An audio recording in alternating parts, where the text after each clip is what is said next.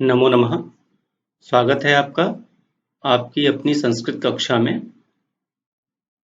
बिना पढ़े नरपशु कहावै। तुलसीदास जी का यह वचन बहुत ही सटीक है, इस श्लोक के लिए बहुत ही प्रासंगिक है। क्यों?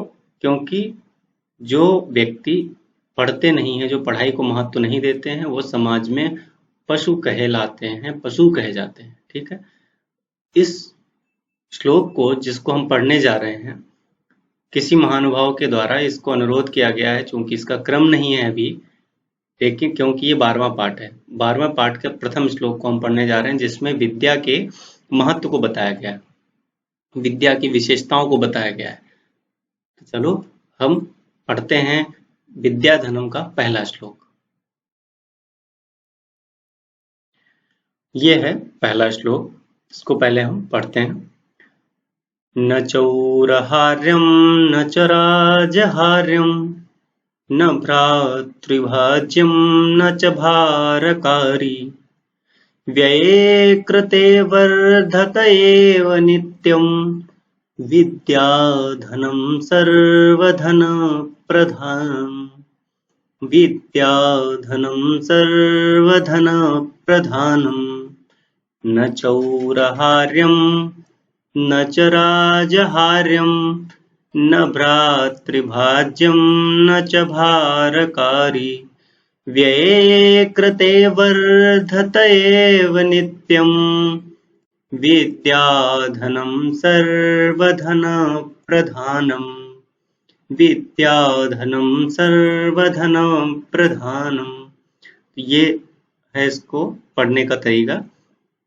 अब हम देखते हैं इसका अन्वय कि न चौरहार्यम, न अर्थात नहीं, चौरहार्यम न चौरहार्यम न च राजहार्यम, न चौरहार्यम, ना तो चौर अर्थात चोर, हार्यम अर्थात हरने योग्य, ना तो चोर के द्वारा चुराने योग्य है, न च राजहार्यम, और न ही राजा के द्वारा हरण करने योग्य, राजा के द्वारा आपसे ले लिया जाए, ऐसा भी नहीं है।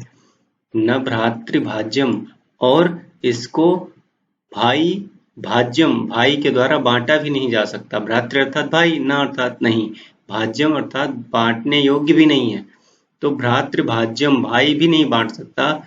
न च भारकारी, और ये एक बोझ यानी कि भार के रूप में भी नहीं है। क्यों? व्यय कृते वर्धत, इसकी और एक क्या विशेषता है कि व्यय कृते, व्यय कृते सप्तमी विभक्ति है दोनों में, व्यय करने पर, वर्धत अर्थात वर्धते, ठीक है, वर्धते बढ़ते है, क्या? नित्यम, नित्यम वर्धते, व्यय कृते नित्यम वर्धते, ठीक है। विद्याधनम सर्वधन प्रधानम, विद्याधन जो है, विद्या रूपी जो धन है हमारे पास, वो कैसा है? सभी धनों में प्रधान है, सभी धनों में, सभी धनों में प्रधान है, ठीक है।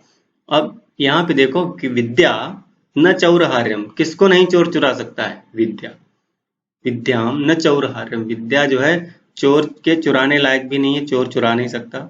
न च राजहार्यम, और राजा उसको ले नहीं सकता, हरण नहीं कर सकता। न भ्रातृभाज्यम, भाई उसको बांट नहीं सकता, क्योंकि वो आपकी अपनी कमाई हुई संपत्ति है, आपने जो पढ़ा है वो आपके पास रहेगा, और वो कभी भी एक भार के स्वरूप में नहीं होती है। वो ऐसा नहीं होता है कि हम कि ढेर सारा पैसा है तो वो एक भार लगेगा, कि अगर बहुत सारे एक इतने सारे सिक्के आपकी जेब में पड़े हों तो आपको लगेगा कि बहुत सारा वजन है।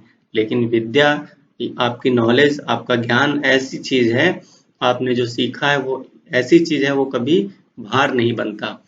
व्यय कृते, व्यय करने पर, यानी कि लेकिन पैसा खर्च करने पर खर्च हो जाता है, लेकिन विद्या व्यय करने पर बढ़ती है। व्यय करने का तात्पर्य यहाँ जितना ज्यादा हम अपना सीखा हुआ दूसरों को सिखाएंगे और लोगों को बताएंगे कि हमने ये सीखा है, वो उसका लाभ दूसरों को दे पाएंगे तो वो और बढ़ती है।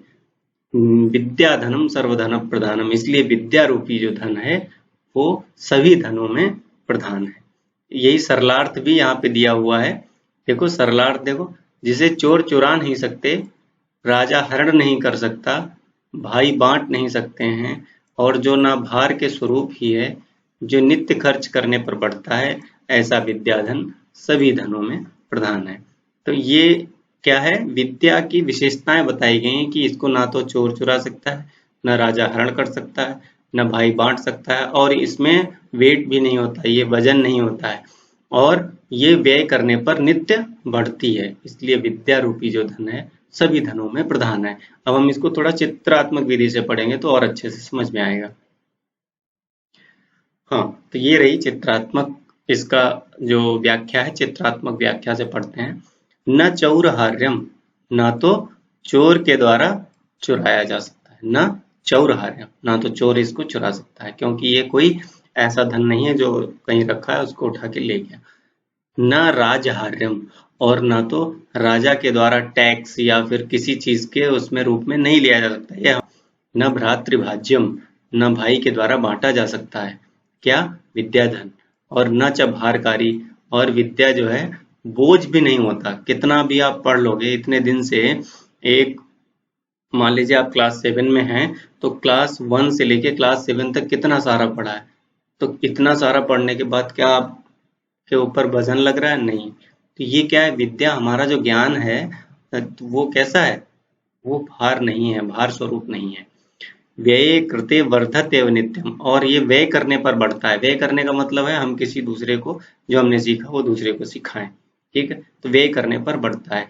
विद्या धनम सर्वधन प्रधानम, और विद्या रूपी जो धन है वो सभी धनों में प्रधान है। तो इसलिए विद्या की इतनी सारी विशेषताएं आपको क्यों बताई जा रही हैं? इसलिए बताई जा रही हैं कि आप अभी सीखने की प्राथमिक जो अवस्था में है, आप अपनी नॉलेज को अच्छे से इतना मजबूत बनाइए कि वो नॉलेज हमेशा के लिए आपके पास रहे। तो जो भी सीखिए अच्छे से सीखिए, जो कि हमेशा आपके काम आए, ठीक है। अब हम पढ़ेंगे इसके शब्दार्थ, ठीक है।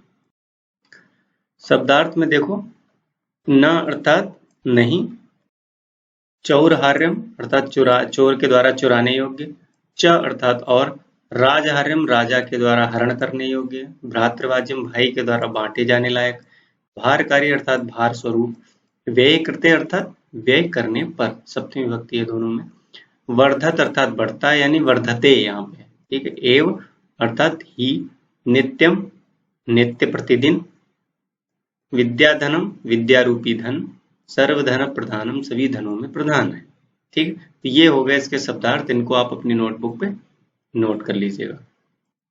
अब ये है इसका व्याकरण भाग। व्याकरण भाग में कुछ बहुत बड़ा श्लोक नहीं है, एक छोटा श्लोक है, इसलिए इसमें बहुत जो व्याकरण मुझे लगा कि इसमें बतानी चाहिए वो मैं बता रहा हूँ। चौर हार्यम, चौर अर्थात पता है ये चोर, हार्यम जो है उसमें ह्री धातु है, ऋण्यत प्रत्यय है, ठीक है। राज हार्यम, इसमें भी हृ धातु ऋण्यत प्रत्यय, राज अलग है, चौर अलग है। यहाँ पे भ्रातृ अलग, भाज्यम में भज धातु ऋण्यत प्रत्यय, ठीक। व्यय कृते में सप्तमी विभक्ति एक वचन है, वर्धत अर्थात वर्धते, ठीक, वर्धते है, ये आत्मनेपदी धातु है, वर्धते वर्धेते वर्धनते। तो आत्मनेपदी में लट लकार प्रथम पुरुष एक वचन, ठीक। एव अर्थात ये एव क्या है, अव्यय पद ही, ठीक, इसमें कोई परिवर्तन नहीं होता, यह एक अव्यय पद है। नित्यम भी एक अव्यय पद है। विद्याधनम प्रथमा एक वचन, सर्वधन प्रधानम प्रथमा विभक्ति एक वचन, ठीक। तो ये व्याकरण भाग है, इसको भी आप अपने नोटबुक में नोट कर सकते हैं। एक बार हम पुनः इसको दोहराएंगे। न चौरहार्यम न च राजहार्यम, न भ्रातृभाज्यम न च भारकारी, व्यये कृते वर्धत एव नित्यम, विद्याधनं सर्वधन प्रधानम, विद्याधनं सर्वधन प्रधानम। न चौरहार्यम, ना तो चोर चुरा सकता है, या न चोर के चुराए जाने योग्य है, न च राजहार्यम, और राजा इसको हरण भी नहीं कर सकता, यानी राजा के द्वारा हरण करने योग्य नहीं है। न भ्रातृभाज्यम, और भाई के द्वारा बांटी नहीं जा सकती। न च भारकारी, और ना ही भार स्वरूप है। भारकारी का मतलब भार करने वाली, वजन देने वाली नहीं है। व्यय कृते वर्धते एव नित्यम, व्यय कृते अर्थात व्यय करने पर, वर्धत अर्थात बढ़ती है, एव ही नित्यम रोज, रोज ही बढ़ती है, व्यय करने पर नित्य प्रतिदिन ही बढ़ती है।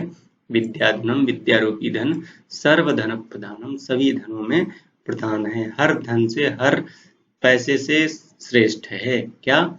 विद्यारूपी धन। ठीक है, अगला श्लोक हम कल या परसों देंगे। तब तक बने रहिए हमारे साथ, सीखते रहिए।